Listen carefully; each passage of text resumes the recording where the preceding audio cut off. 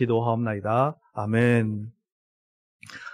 오늘 설교의 제목은 은혜의 상호성, 감사의 호혜성입니다. 지난 9월 10일부터 24일까지 14일간 사단법인 월드비전에서 기독교인의 감사 실태에 대해서 설문조사를 했습니다. 그 결과 중에 몇 가지를 나누겠습니다. 첫째는 거의 모든 기독교인들이 평소 감사함을 느끼고 있다고 했습니다. 그 중에서 항상 감사를 느끼는 비율이 40%가 나왔습니다. 그리고 감사를 자주 표현하는 비율은 20%밖에 되지 않는다. 항상 감사를 자주 느끼는 비율은 40%인데 실제 그 감사를 표현하는 비율은 20%밖에 되지 않는다라고 하는 설문 결과가 나왔습니다. 둘째는 감사하는 이유에 대한 질문을 했더니 감사를 통해 내 삶이 달라져서라는 이유가 절반 이상 53%가 나왔습니다. 재밌는 것은 뭐냐면은 이 신앙의 수준이 높을수록 보상의 요인보다는 변화의 요인에 대해서 감사의 이유를 들고 있었다라고 하는 것이죠.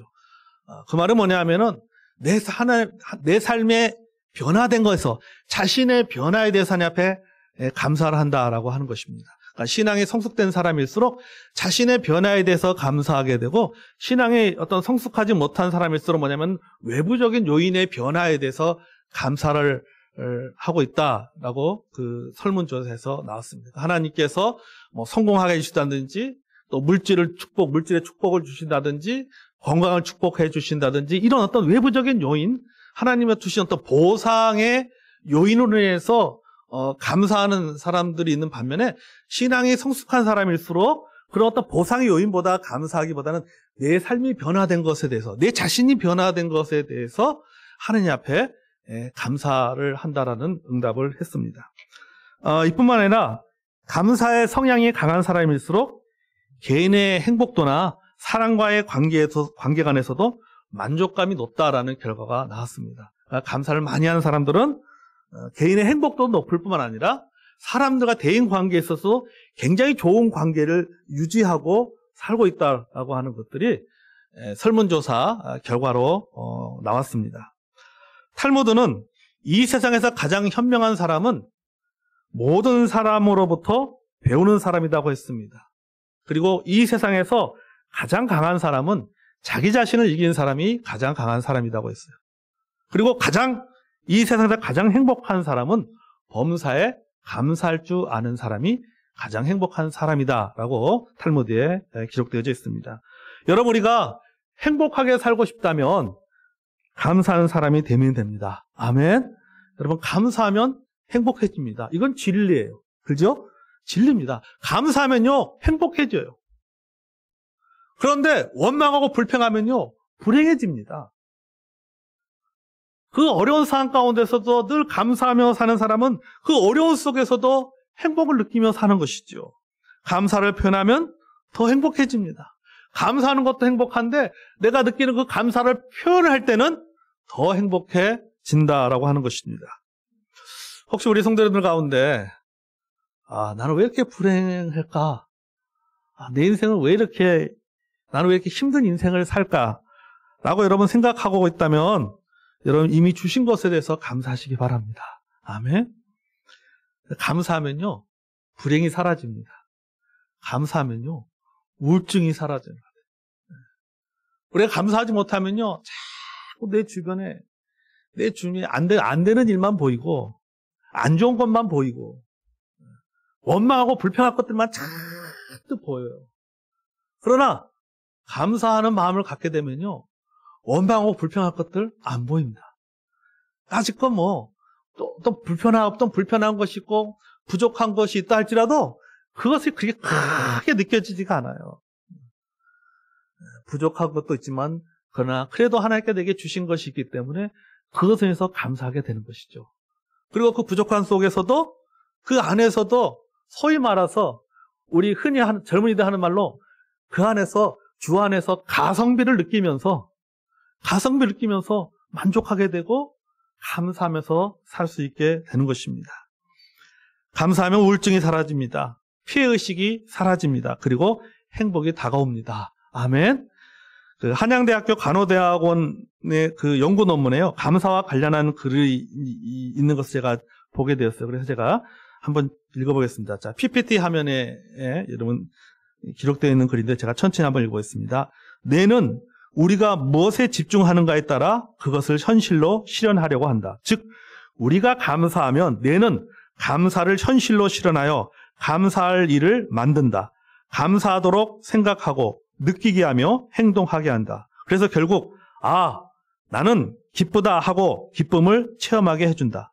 반대로 불만과 불평을 한다면 뇌는 그것에 집중하여 불만과 불평할 일들을 만들어내는 것이다. 그러므로 감사의 훈련과 습관이 형성된다면 일상생활에서 불평과 분노를 줄이는 소극적 감사로부터 다양한 방법으로 더 자주 표현하게 되는 적극적 감사와 내 뜻과 다른 상황에서도 감사하는 무조건적 감사뿐만 아니라 그저 있다는 사실만으로도 감사할 수 있는 성숙한 감사에 이르기까지 더욱 성장하고 풍성해질 수 있다라고 이 감사의 효과를 정신의학적으로도 충분히 검증된 결과임을 이 논문에서 말해주고 있습니다. 그러니까 사람이 그렇잖아요. 감사하게 되면 그 내가 감사에 집중하게 되는 것이다라는 거죠. 그럼 불평하게 되면 그 내가 거기에 집중하게 되는 거예요. 그러다 보면 모든 게 다 불편해 보이고 모든 게 다 불행해 보이고 모든 게 다 안 되게 보인다라고 하는 것이죠. 자, 오늘 본문인 시편 36편은요. 하나님께 감사의 찬양을 올리는 찬송시입니다. 시편의 내용 중에 하나님을 찬양하는 시편을 히브리어로 할렐 또는 힐렐, 발음에 따라서 힐렐이라고 부릅니다. 이 우리말로 번역하면 이 힐렐은 또는 할렐은 찬양이다라고 하는 뜻입니다. 찬양. 그래서 우리가 할렐루야 하잖아요. 그러잖아요? 할렐루야 할 때, 이 히브리어로 할렐루야 할 때, 이 할렐은 찬양하다는 뜻이고, 루는 명령어입니다. 그리고 야는 야훼라고 하는 하나님의 이름을 줄여서 야라고 해서 할렐루야라는 뜻은 무슨 뜻이냐면 명령어죠. 하나님을 찬양하라 라는 합쳐서 하나님을 찬양하라라고 하는 뜻이 되는 것입니다. 하나님을 찬양하는 이러한 할렐루야라고 하나님을 찬양하는 이 시편의 할렐 중에 대할렐이 있어요. 대할렐도 있고 소할렐도 있는데 이 대할렐을 즉 이 가장 큰 찬송시를 대할렐이라고 말하는데 시편 136편이 바로 대할렐입니다. 찬송시 중에서도 가장 큰 찬송시다. 그래서 유대인들은 정통적으로 시편 136편을 그레이트 할렐이라고 불렀습니다. 위대한 찬양이다. 또 대찬양이라는 뜻으로 그레이트 할렐이라고 불렀습니다. 그럼 왜 시편 136편을 대찬양시라고 그들이 불렀냐면요. 이스라엘 백성들의 3대 절기가 있습니다. 유월절, 매추절, 초막절이죠. 이 유월절, 매추절, 초막절 때마다 온 백성이 함께 부르는 감사의 찬양, 대할렐이 바로 시편 136편이에요. 그래서 그들은 모든 이 가장 중요한 3대 절기가 될 때마다 온 이스라엘 백성들은 시편 136편을 그들은 찬양을 했습니다. 그리고 그 찬양에서 여호와께 감사하라. 그 인자하심이 영원하미로다. 라고 하는 이 시편 136편을 그들은 하나님 앞에 감사의 찬양으로 올렸던 것입니다. 자, 이 시편 136편, 이 대할렐에 반복적으로 나오는 문장이 있습니다. 바로 1절에 나와 있죠. 우리 같이 한번 1절 읽어보겠습니다. 시작.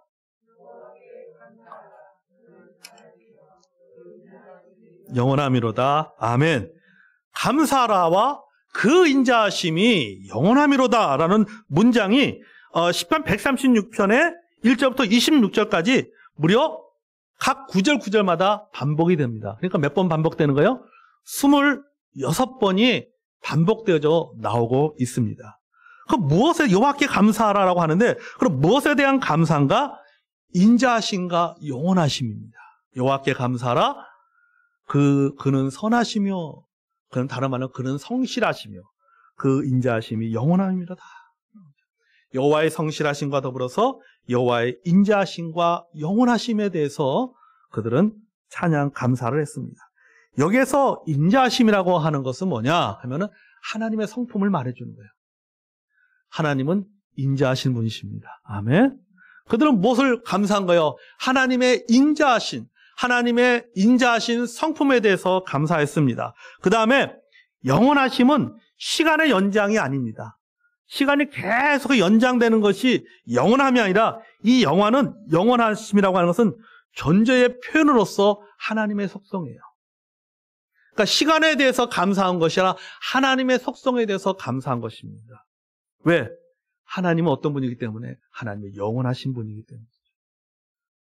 자, 먼저 우리가 한번 인자하심에 대해서 우리가 생각을 해보겠습니다. 이 인자하심은 이 하나님 앞에 여호와께 감사라 그는 그 인자하심이라고 하는데 이 인자하심을 히브리어로는 헤세드라고 이야기합니다. 헤세드. 헬라어로는 아가페라고 하는 것이죠. 히브리어로는 헤세드. 이 히브리어 헤세드를 헬라어로 번역하면은 신약으로 오면 그것이 바로 아가페가 됩니다. 이 단어는 하나님께서 그의 택하신 백성들과 맺으신 관계와 언약을 끝까지 지키신다라고 한 것을 보여주는 단어입니다. 내가 너희들과 한 약속, 내가 너희들과의 그 언약은 내가 끝까지 지키겠다 라고 하는 의미가 들어있는 단어가 바로 헤세드인데, 이 헤세드와 함께 늘 등장하는 단어가 뭐냐면 버리트라고 하는 단어입니다. 그것은 바로 언약이라는 뜻이에요. 언약. 그러니까 헤세드와 버리트. 헤세드는 인자하심, 사랑, 또는 버리트는 언약이라고 하는 뜻을 갖고 있는데, 이 헤세드와 버리트라고 하는 이 단어가 함께 사용될 때가 많이 있습니다. 그래서 헤세드는 학고부동하는 한결같은 하나님의 사랑인 것이죠. 하나님께서 택하신 백성과 언약, 그 버리트라고 하는 것을 끝까지 지키시는 하나님의 성실하심, 그것을 지키도록 만드는 하나님의 성품이 무엇이냐? 그것이 바로 헤세드라고 하는 거예요. 여러분, 우리가 시편 136편 1절부터 26절까지 쭉 읽어보면은 그 내용이 보면 이스라엘 역사를 지금 말하고 있잖아요. 그들이 출애굽했고 출애굽에 나와서 광야에서 하나님께서 우리를 인도하시고 그 다음에 가나안 땅을 정복한 이야기가 나옵니다.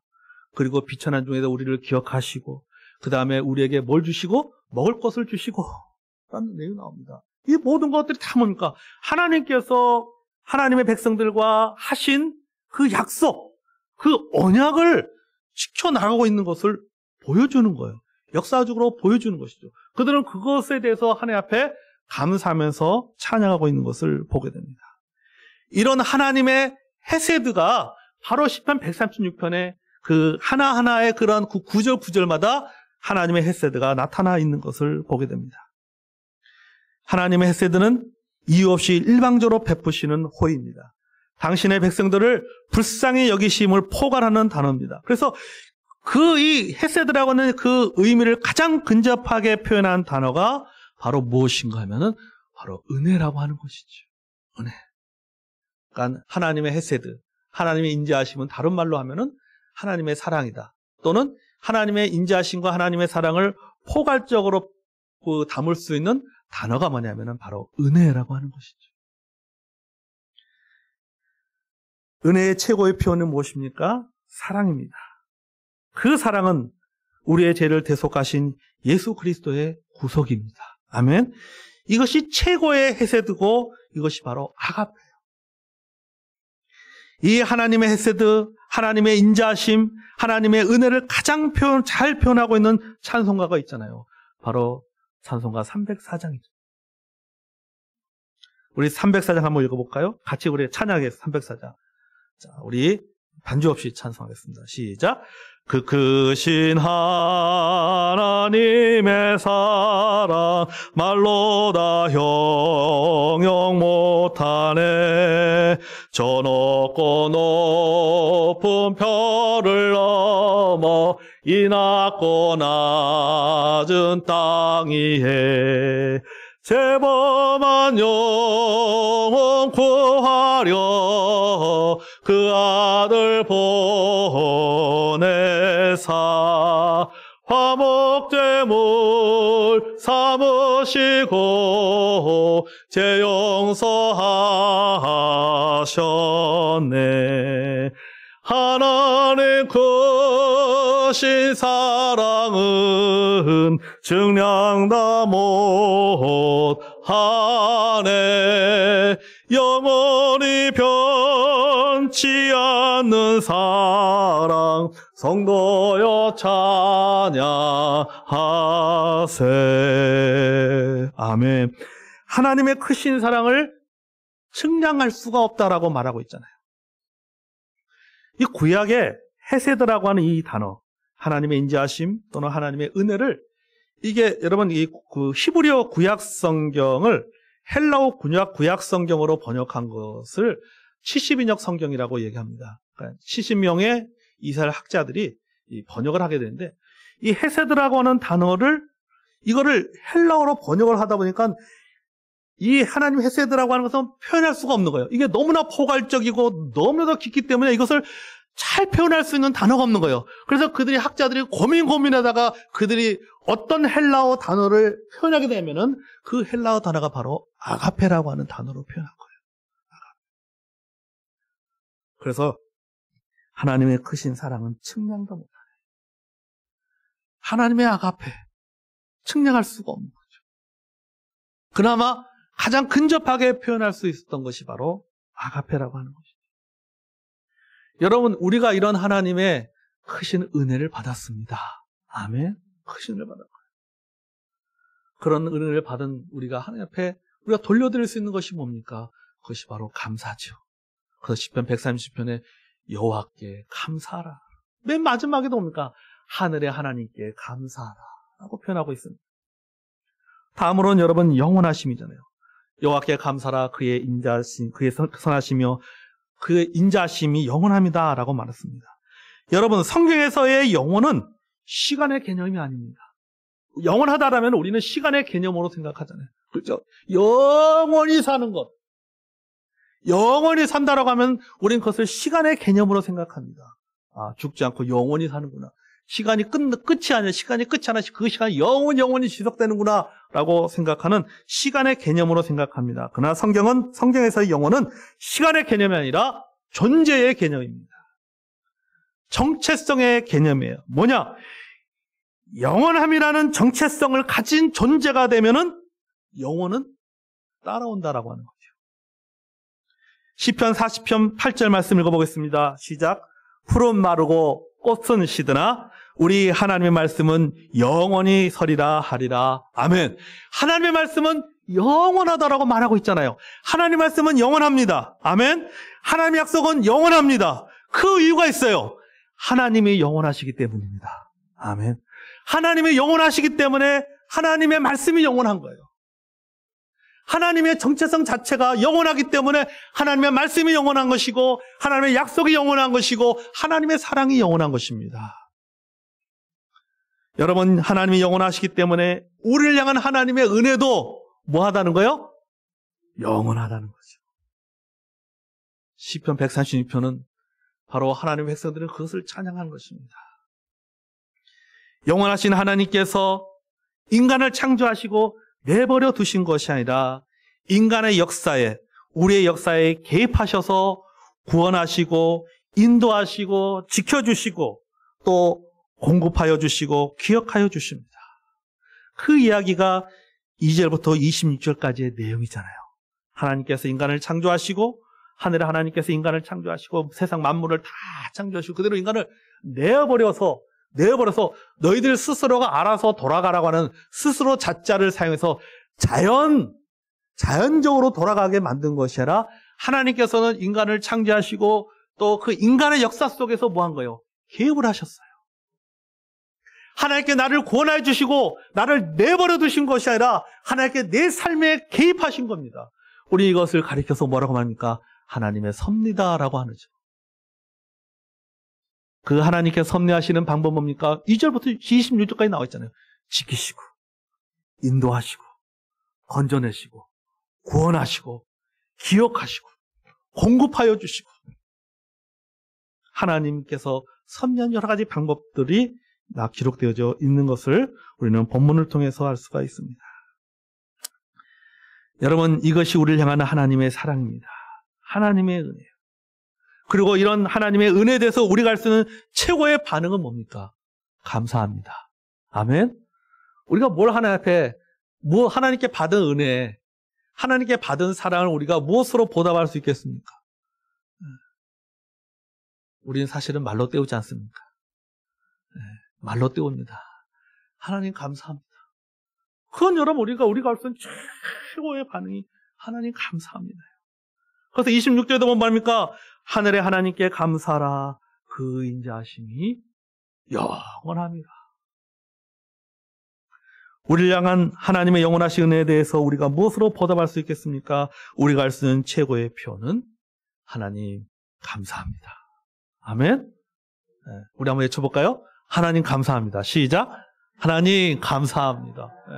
하나님 감사합니다. 이 감사하다. 여호와께 하늘의 하나님께 감사하다. 이 감사하다는 히브리어로 호다라는 뜻이에요. 호다. 이 호다라는 히브리어의 이 말을 우리말로 번역을 하면은 뭐냐면은 고백하다, 인정하다는 뜻이에요. 그러니까 하나님을 고백하는 것이죠.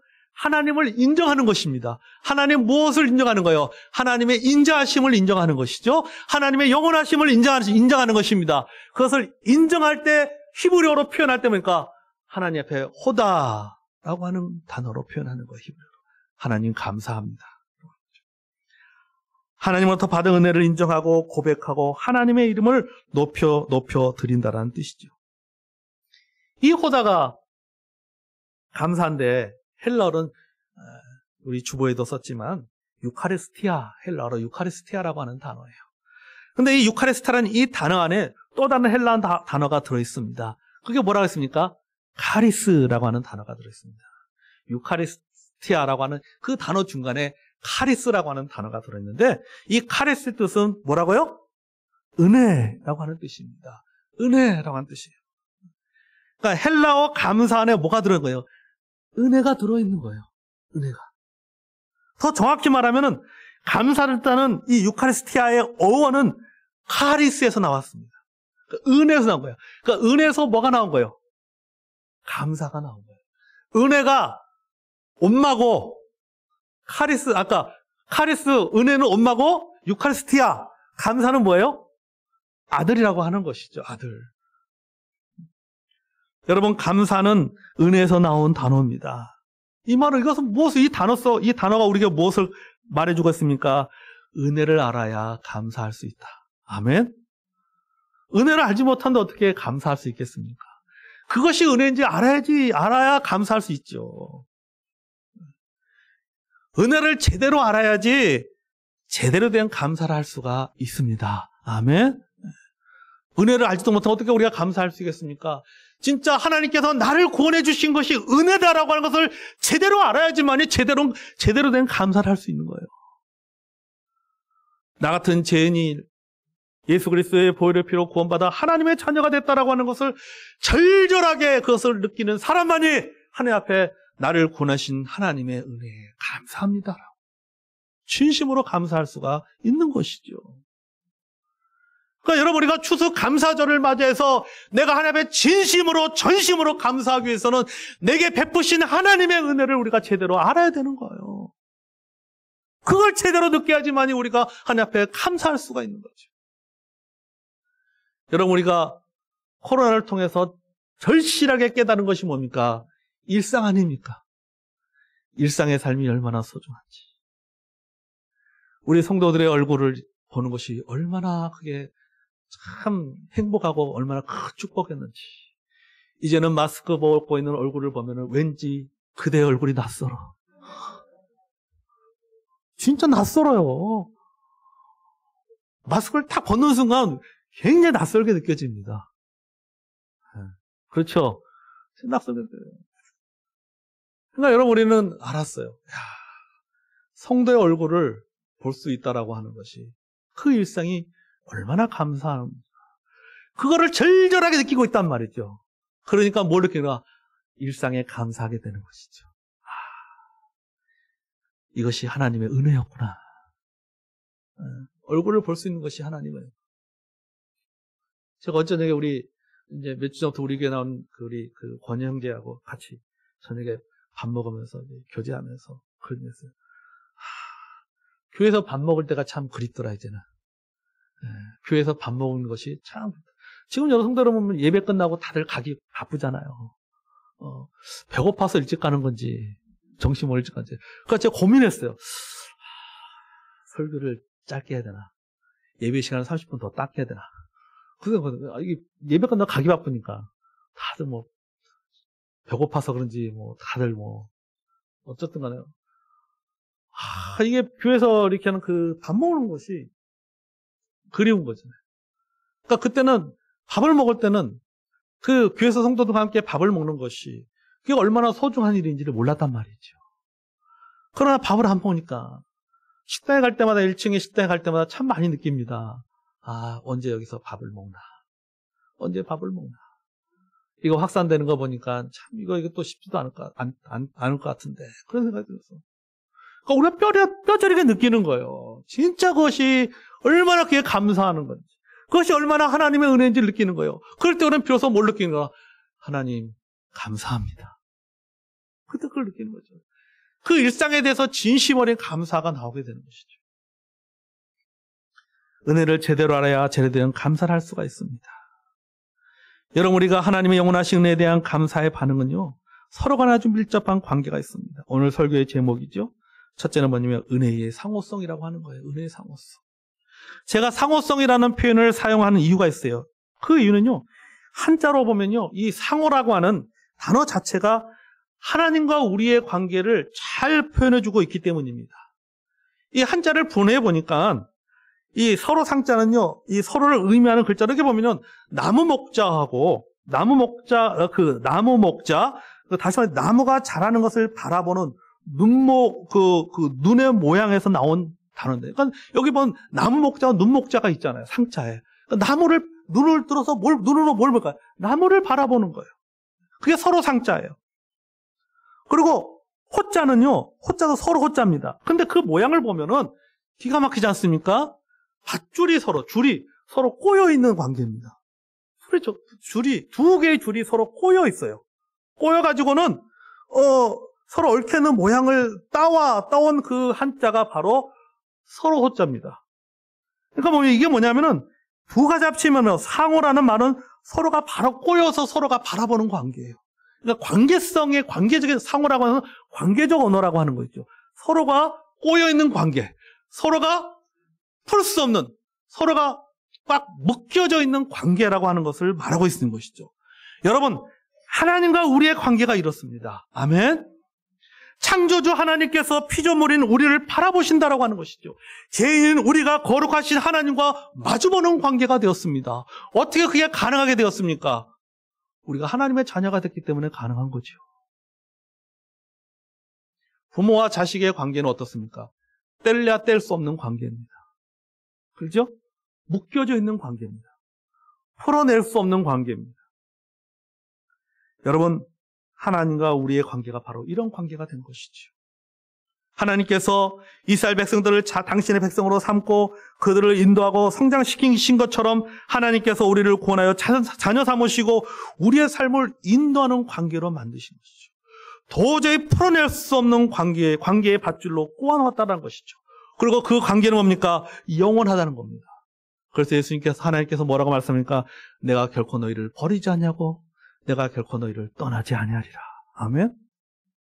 꼬여있는 관계. 우리가 그 은혜를 받고 살아가는 존재입니다. 아멘? 이것이 하나님의 은혜죠. 이런 은혜는요, 일방적이에요. 무조건적입니다. 베풀지 않아도 되는 것을 베푼 것이죠. 그래서 조건은 은혜가 아닙니다. 마땅히 베풀어야 될 것을 베풀었다면 그것은 은혜가 아니라, 예를 들면 그건 정의잖아요. 받아야 될 것을 받는다면 그것은 은혜가 아니에요. 정의입니다. 은혜는 정의를 넘어서는 거예요. 하나님의 은혜로 이스라엘 백성들이 애굽에서 나왔습니다. 그러나 그들은 광야에서 하나님을 원망했습니다. 그래도 하나님은 그들을 인도하셨잖아요. 그들의 광야에서 하나님을 원망했습니다. 그래도 하나님께서는 그들을 인도하시고 지키셨습니다. 가나안 땅을 정복하는 과정에서도 불순종했습니다. 그래도 하나님은 가나안 땅을 정복하게 하셨습니다. 그들은 땅을 차지하고 땅을 가지고도 하나님께 범죄했습니다. 그래도 하나님은 그들에게 뭘 줬습니까? 먹을 것을 주셨잖아요. 이것은 정의를 뛰어넘는 은혜입니다. 언약, 버리트를 끝까지 지키시는 하나님의 은혜, 하나님의 헤세드라고 하는 것이죠. 이게 바로 은혜의 상호성이에요. 여러분, 우리가 이런 은혜를 받지 않았습니까? 우리는 수예배 때마다 예수님의 비유에 대해서 지금 말씀을 계속 나누고 있습니다. 돌아오는 수요일엔 저희들이 우리가 너무나도 잘 알고 있는 탕자의 비유의 말씀을 나눌 겁니다. 제가 탕자의 비유에 대해서 말씀을 나누기 위해서 말씀을 묵상하면서 말씀의 제목을 이렇게 정했어요. 해픈 인간을 해프게 사랑하시는 하나님이라고 했어요. 여러분, 탕자를 영어로 프로디걸 선이라고 말합니다. 이 프로디걸이라고 하는 것은 뭐예요? 낭비하다 또는 뭐예요? 또 해프다라는 뜻이잖아요. 이 둘째 아들은 해픈 아들이잖아요. 아버지의 재산을 받아서 집에 나가서 둘째 아들은 아버지의 재산을 낭비했습니다. 아버지의 재산을 해프게 사용했어요.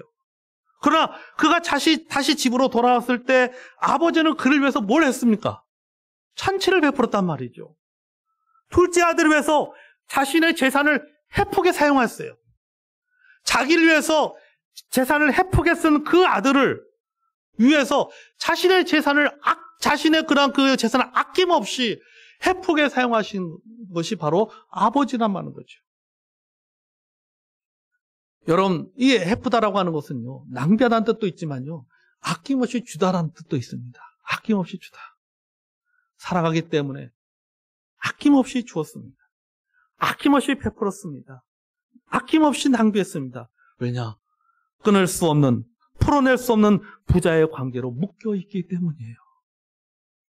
아들은 자신을 위해서 해프게 사용하고 아버지도 그런 아들을 위해서 해프게 베푸셨습니다. 여러분, 이것이 사랑 아닙니까? 저와 굉장히 친한 목사님이 그런 얘기 하더라고요. 어떻게 얘기하다가 헌혈 얘기가 나왔어요. 자기가 헌혈을 했더니 헌혈 검사하면은 이게 코로나 그 항체가 형성된지 아니 항체 형성이 됐는지 안 됐는지를 그것도 다 가르쳐 준대요. 그래서 코로나의 그 헌혈했더니 그 헌혈 결과를 보니까는 자기는 코로나 그 항체가 형성되었다고 나오더라. 그러면서 뭐냐면 헌혈하면은 문화상품권 받잖아요. 문화상품권. 그래서 그 문화상품권을 받아서 막내딸한테 줬대요. 그런데 그 막내딸이 문화상품권을 가지고 뭐였냐면은 BTS 브로마이드를 샀다는 거예요. 그래서 아버지의 핏값을 가지고 연예인 사진을 산 거예요. 그 저한테 그 얘기 하더라고요. 제가 그래서 우리가 예수 그리스도의 핏값으로 우리 좋은 일 한다니까. 내 좋은 일 한다니까. 그게 막내딸의 모습이 바로 우리의 모습이야. 여러분, 그래도 아버지는 딸을 사랑합니다. 그렇죠? 그게 관계가 내 딸이기 때문이죠. 여러분, 이것이 사랑입니다. 하나님 우리를 이렇게 사랑하신 것입니다. 이처럼 하나님의 은혜의 특징은 상호성이에요. 둘째는요, 감사의 호혜성이에요. 하나님의 이런 사랑에 대해서, 하나님의 이런 은혜에 대해서 우리가 해야 될 반응은 뭐예요? 감사잖아요. 그래서 여러분, 감사의 호혜성인 것입니다. 하나님의 은혜에 대한 우리의 반응은 호혜성입니다. 여러분, 호혜성이라는 것은 말 그대로 뭡니까? 기브 앤 테이크예요. 주고받는 겁니다. 주고받는 것. 우리가 하나님께 받은 은혜를 무엇으로 보답할 수 있습니까? 감사로 우리가 보답할 수가 있는 거예요. 하나님 우리에게 은혜를 베푸시고, 하나님 우리에게 하나님 우리에게 은혜를 주시고, 우리가 하나님 앞에 다시 돌려드릴 수 있는 것은 뭡니까? 감사로 돌려주는 거예요. 은혜를 받았을 때 은혜를 더욱 빛나게 하고 은혜에 상응하는 가장 합당한 호혜적인 보답은 바로 감사하는 겁니다. 아멘. 그래서 우리 하나님 앞에 감사를 참 많이 해야 돼요. 영어로 감사라는 의미의 그 단어 중에요, appreciate라고 하는 그 영어 단어가 있습니다. 이 단어에는요, 두 가지 의미가 있어요. 하나는 어떤 사건에 대해서 당연하게 생각하지 않고 감격스러워한다는 뜻입니다. 또는 진가를 알아본다라는 뜻을 가지고 있어요. 그렇죠. 모든 일을 당연하게 생각하지 않고 진가를 알게 되면은 감격하게 되고, 감격하면 당연히 감사하게 됩니다. 우리가 코로나를 겪으면서 우리 일상의 진가를 발견했어요. 모든 것들이 당연한 것이 아니라는 사실을 깨달았습니다. 일상에 하나님의 은혜라고 하는 것을 우리는 깨달았습니다. 하나님의 선물이라고 하는 것을 깨달았습니다. 이 선물에 대한 우리의 반응은 뭡니까? 감동이지요. 감동하면 감사하게 됩니다. 감격하면 감사하게 됩니다. 하나님의 은혜에 감격할 때 나오는 반응이 무엇입니까? 할렐루야! 할렐루야 아니에요. 우리 하나님을 찬양하면서 할렐루야, 하나님을 감사하면서 하나님께 영광을 돌리면서 하나님의 가치를 높이는 거예요. 지금까지 알게 되면요, 하나님의 가치를 높이게 돼요. 감사하게 되는 것이죠. 하나님 은혜에 대해서 감동하게 되면은 감사하게 되는 것입니다. 그리고 또 하나는요, 가치가 오른다는 뜻이에요. 가치가 오른다. 우리가 선물에 감동하고 그 선물에 감사하게 되면요, 그 선물의 가치도 올라가고 그 선물을 나에게 준 사람의 그 상대의 가치도 올라갑니다. 또한 감사를 표현할 때는 그 선물을 받은 사람의 가치도 올라가는 거예요. 그래서 저는 이것을 감사의 삼위일체다 이렇게 표현하고 있습니다. 감사의 삼위일체. 선물의 가치도. 우리가 있잖아요. 누군가 나한테 선물 다 이게 뭐야 하는 순간 이 선물의 가치는 떨어지는 겁니다. 그런데 그 선물이 크든 작든 그 선물을 봤을 때 와우 리액션을 막 해보세요. 그러면 어떻습니까? 이 선물의 가치가 갑자기 올라가는 거예요. 10,000원짜리 선물의 가치가 올라가는 거예요. 10만원짜리 10만원 100만원의 가치로 올라가는 거예요. 그러면은 그 선물을 준 사람의 가치도 어떻게 하는 거예요? 덩달아 같이 올라가는 거죠. 그리고 그 사람이, 내가 선물을 준 사람이 내가 준 선물에 대해서 아주 리얼하게 리액션 하는 것을 보면서 어떻게 생각했습니까? 저 사람 감사할 줄 아는 사람이네. 선물 받은 사람의 가치도 같이 올라가는 거예요. 그래서 여러분, 감사하면요, 가치가 올라갑니다. 아멘? 우리가 하나님께 받은 은혜에 대해서 감사하면은 그 은혜의 가치가 올라가는 거예요. 그리고 하나님의 가치가 더 올라가는 것입니다. 하나님의 가치가 올라가는 게 뭡니까? 우리가 하나님 앞에 영광 돌리는 거잖아요. 뿐만 아니라 하나님께서 나를 어떻게 하실까? 존귀하게 여기십니다. 아멘. 말씀을 정리합니다. 여러분, 우리를 향한 하나님의 선하심과 인자심은 영원합니다. 하나님이 영원하시기에 우리를 향한 하나님의 은혜도 영원합니다. 하나님의 영원하신 은혜로 구원받아 우리가 하나님의 자녀가 되었습니다. 그리고 오늘도 우리는 하나님의 인도하심을 받고 있습니다. 그러므로 우리는 하나님께 감사해야 됩니다. 아멘. 범사에 감사해야 됩니다. 우리가 할 수 있는 최고의 반응은 감사입니다. 감사로 하나님을 찬양하는 겁니다. 다음 주에는 저희들이 추수 감사 예배로 드립니다. 우리가 하나님께 베푸신 은혜에 감격하고 감동하셨다면 우리가 감사를 표현해야 돼요. 무엇으로 표현할 수 있습니까? 우리가 하나님께 예배를 통해서 또 하나님께 찬양으로 감사를 표현하는 거죠. 할렐루야, 여호와께 감사하라. 여호와를 찬양하라. 할렐루야라는 예배로 하나님 앞에 우리가 감사를 표현하고 또 우리가 하나님 앞에 헌금을 드림으로 감사를 표현하고 감사의 내용을 기록함으로 감사를 표현하시기를 바랍니다. 아멘. 여러분 주보에 여러분 감사 쪽지 다 받으셨죠? 다 받죠. 여러분 꼭 기록하시고 걸어놓으시기 바랍니다.